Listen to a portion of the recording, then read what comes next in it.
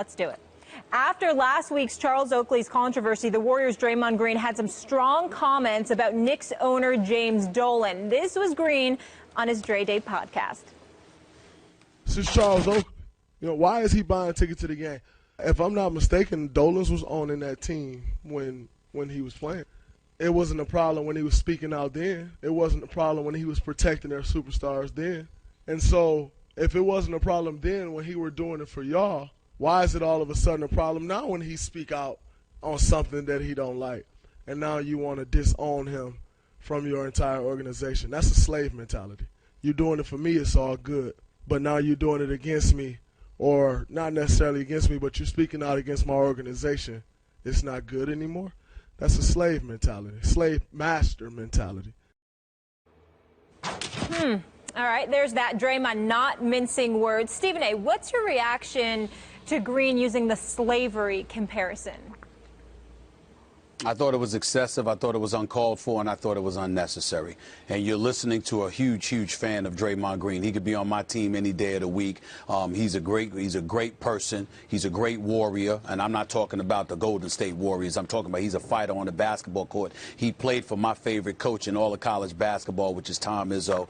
But I thought he was a bit excessive here. If he had pointed to Charles Oakley being physically removed from the arena as cause for him to get to that point, I could understand that. But he was simply talking about Charles Oakley saying things that were deemed as insulting to the Knicks organization, and James Dolan responding by wanting him removed from the arena. The fact of the matter is that you've got to know the history of Charles Oakley and the history of James Dolan. James Dolan is inept. He is not a great owner at all. He's great at making money, but winning is not his forte. If you want to win, you don't want James Dolan as the owner of your basketball team. The facts prove as much. But the facts also prove that he employs an abundance of African Americans within Madison Square Garden. He always has. The facts prove that Charles Oakley, a good dude, somebody that I've known for 20 years, has never been shy about saying whatever it is that he feels about the Knicks organization, because he's appalled that they've struggled so much and so miserably. Not to mention the fact that James Dolan didn't really take over until 1999. Charles Oakley was there from 88 to 98. Dolan was a part of the mix, but it was James Dolan's father who had presided over Madison Square Garden along with others. And it was during the Dave Checketts era, which included Pat Riley, and then after that, Jeff Van Gundy, Ernie Grunfeld, now the president of basketball operations in Washington, was there and presiding over the New York Knicks as a GM at the time. So the organization was vastly different at that time that Oakley was there than it has been under the James Dolan regime. So you got to remember that James Dolan literally met and sat down with Charles Oakley for the first time ever just the other day in the commissioner's office. You take all of those things into consideration, and you're Charles Oakley on the record really wanting to be a part of the Knick fabric and the Knick family and what have you.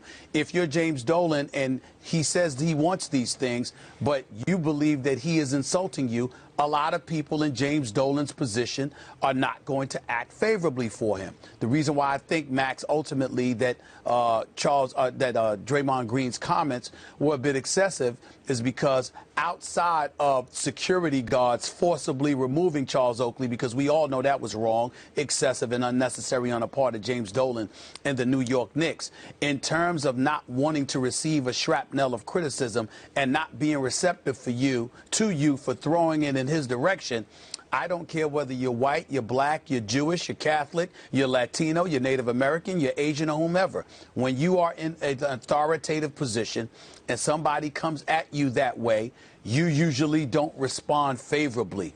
That's a matter of somebody not liking you. That's not a matter of racism. And that's where or slavery or slave mentality per se. And that's where I took issue with what Draymond said in this particular situation. It's applicable at times in the world of sports more than people realize. But in this particular instance, I don't believe that to be the case. Draymond Green was wrong. He should not have compared it to slavery. Slavery, the history of slavery in this country involved the destruction of generation after generation of human beings. And that's not what this is. This is kind of business practice in the United States of America that he's objecting to. But let me say, when he brings it up, as objectionable as it may be to many, we can't pretend we don't understand what he's talking about. It is hard to ignore that the NBA is a largely African-American league in terms of labor, in terms of the players. And the owners are almost exclusively white. And that is connected to the legacy of slavery. So that when we see an owner treating a former player in a way that even appears, rightly or wrongly, but the optics are that it's dehumanizing, the way he's treating that player, that connection in people's minds and the optics of the league will bring what Draymond Green is talking about into mind. I mean, it will bring it into focus. So I get what he means, but I think it was clumsily stated, because anytime you compare anything to the institution of slavery and the reverberations since, you're kind of discrediting or not really properly respecting the suffering of and the human catastrophe that was the institution of slavery in the United States. And by the way, I know what it sounds like for a white guy on TV to be saying that about an African-American player who does have a point to make. Nevertheless, I think he was wrong to compare it to slavery, at least, or a slave owner's mentality. At least it was clumsily stated. It needed to be articulated better, I think, Stephen A. Well, first of all, I completely agree with you, Max, and I appreciate you saying what you said, because you're absolutely on the money. And I'll piggyback off of that by simply, saying something that I want you to comment on here. One of the things that that I pay real attention to, particularly as an African American, is that making sure things count. In other words, when you use incendiary language or polarizing language, and you know that it's going to be talked about and debated about and what have you, you have a responsibility, particularly when you bring up one of the isms, to make sure that it counts, to make sure that it's applicable accurately so, and it's something that's relatively undeniable so it can provoke a larger discussion.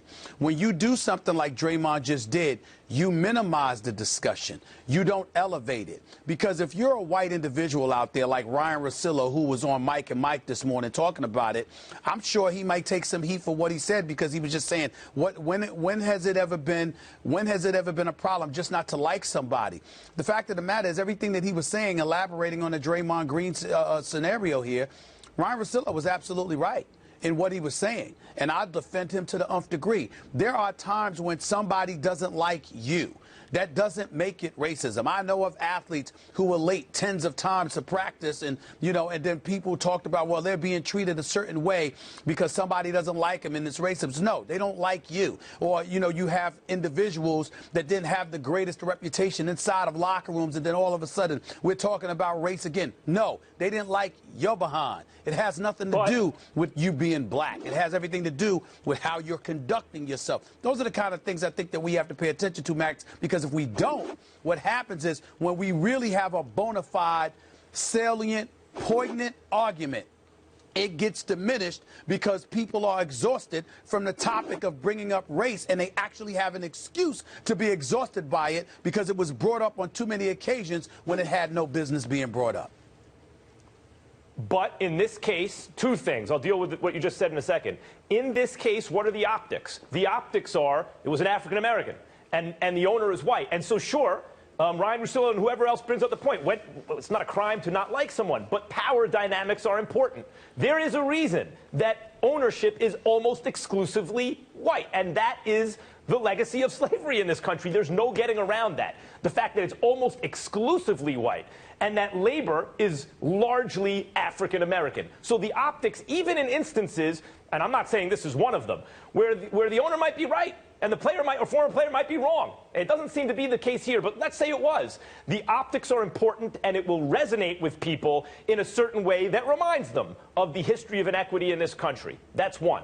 Two, you bring up the isms, right? Don't dilute legitimate claims of racism, anti-Semitism, sexism, homophobia, etc., which are alive and well in this country. Don't dilute those claims with claims that are themselves diluted, that may have a point in there somewhere, but don't really apply with full force, aren't really literal. And I agree with that. I agree with that as any person from a persecuted minority in this country, or even just people who are socially conscious who aren't from persecuted minority in terms of the culture of their background, I think we should recognize that. I think that's a valid point. If you run around claiming racism where it's not clear, where it's unclear that it's directly racism, or sometimes where it doesn't exist, it does dilute claims and undermine claims, legitimate claims of racism, which, as I mentioned, are alive and well. In this case, I understand what Draymond was getting at. It was clumsily stated and therefore could be put in the, hey, you're diluting the real discussion category. Well, the other thing that I think is important to mention, Max, before we finish this segment is that, you also have to take into account that even though it was clumsily stated and what have you, you have to have justification for it, and you have to take into account the ramifications. For example, you allude to ownership. Sure, the NBA has mostly white owners. The first African-American majority owner in major professional sports in this country happened to be Bob Johnson. Who's that for? The Charlotte Bobcats, now the Charlotte Hornets, who, by the way, is in the National Basketball Association. The majority owner of the Charlotte Hornets right now is who, Max Kellerman? It would happen to be Michael Jordan. When you look at, all right, do you see an African-American owner in Major League Baseball? Do you see an African-American owner in the National Football League? Do you see an African-American owner in hockey?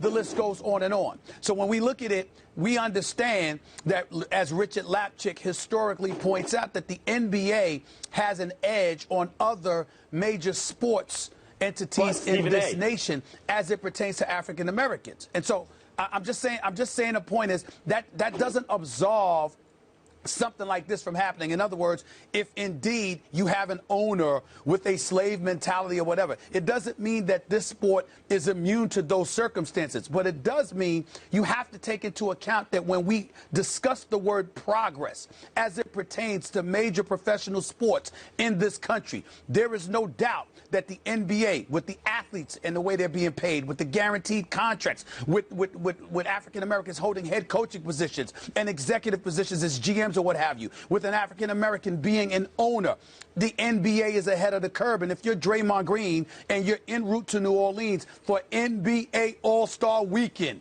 and you bring this up on the eve of that, how are you looking out for the brand that has clearly help facilitate you being where you are today? These are the kind of things you have to take into consideration. I think it's instructive, though, that it's celebrated that there's one African-American owner in the NBA, which was largely perceived for most of its history as the African-American sport among the major sports. And the reason for that is wealth is concentrated with white people. And those social networks then reinforce who owns what, especially in major leagues. And so, therefore, again, I appreciate the gist of what Draymond is saying. The optics are important. The power dynamics are important. But in this case, though that resonates with it, and it's connected to the history of this country, in this case, what I believe actually happened was a powerful business owner treated a former laborer shabbily. And yes, there's the optics of race involved, but it's really a criticism in this moment, I think, of business more than the legacy of slavery. Well said, Max. Let's take this conversation